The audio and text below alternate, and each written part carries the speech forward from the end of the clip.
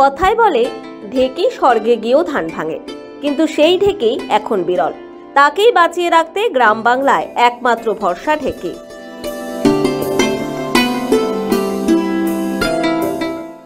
এই ডিজিটাল যুগে বিভিন্ন আধুনিক মেশিনকে পেছনে ফেলে ঢেকিতে চাল গুঁড়ো করার হিড়িক পড়েছে সুন্দরবনের বাঁকড়া ডোবরা গৌড় মণ্ডলের বাড়িতে। অনিমা মণ্ডল বলেন, ঢেকিতে চাল কুটলে পিঠের স্বাদ অন্যরকম হয়। এটা পিঠে খেতে খুব সুন্দর হয়, ভালো জিনিস। মিক্সারের চেয়ে ঢেকিতে ভালো হয়। বাঙালির 12 মাসে 13 পার্বণ। 13 পার্বণের অন্যতম হলো মকর সংক্রান্তির দিন পৌষ পার্বণ।